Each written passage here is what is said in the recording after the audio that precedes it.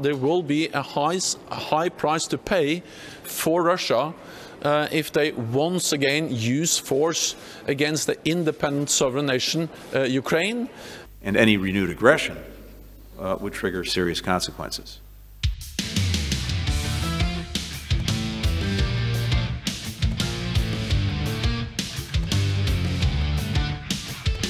Halo kawan, terima kasih sebelumnya sudah mengklik video ini. Bantu kami dengan klik tombol subscribe-nya agar channel ini semakin berkembang dan menghadirkan lebih banyak informasi yang akan menambah wawasan kita bersama.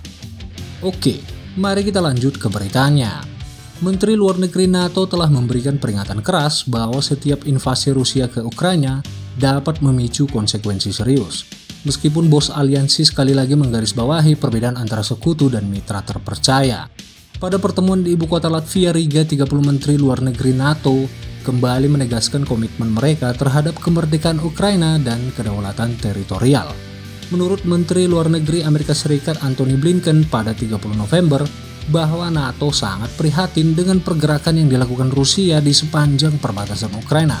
Menurutnya Rusia sering sekali menggunakan upaya seperti itu dengan alasan urusan internal untuk mengacaukan suatu negara dengan alasan yang sama dan sudah sangat sering didengar oleh NATO, tambahnya. Sementara itu Menteri Luar Negeri Inggris Liz Truss mengatakan bahwa mereka menginginkan dunia di mana kebebasan dan demokrasi tidak hanya bertahan namun dapat berkembang.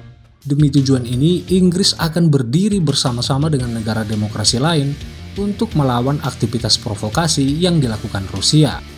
Terus juga menyarankan bahwa selain mengumpulkan pasukan di perbatasan Ukraina, Rusia juga menimbulkan masalah di Balkan.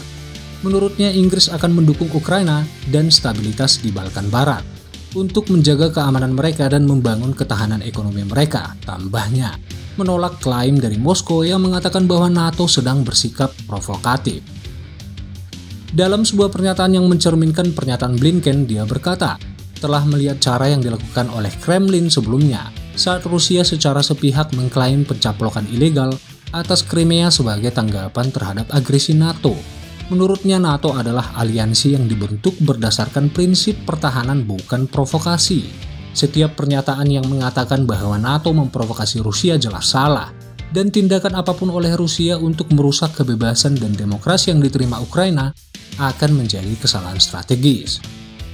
Sekretaris Jenderal NATO Jens Stoltenberg sejak itu mengonfirmasi bahwa aliansi tersebut telah melihat konsentrasi pasukan yang tidak biasa di dekat perbatasan Rusia dengan Ukraina. Jenderal Jens Stoltenberg mengatakan akan ada harga tinggi yang harus dibayar oleh Rusia jika sekali lagi menggunakan kekerasan terhadap Ukraina. Menurutnya NATO akan meningkatkan kehadiran militer mereka di wilayah Ukraina untuk memastikan bahwa semua sekutu NATO benar-benar dipertahankan dan dilindungi dari tindakan agresif Rusia. Namun, Stoltenberg menggarisbawahi bahwa Ukraina bukan milik NATO, sehingga tidak dapat mengambil manfaat dari jaminan keamanan kolektif yang tersedia bagi negara-negara anggota. Menurutnya Rusia perlu memahami perbedaan antara sekutu NATO seperti Latvia beserta negara-negara Baltik lainnya seperti Polandia, Rumania, serta mitra dekat dan sangat dihargai oleh NATO yaitu Ukraina, katanya kepada wartawan.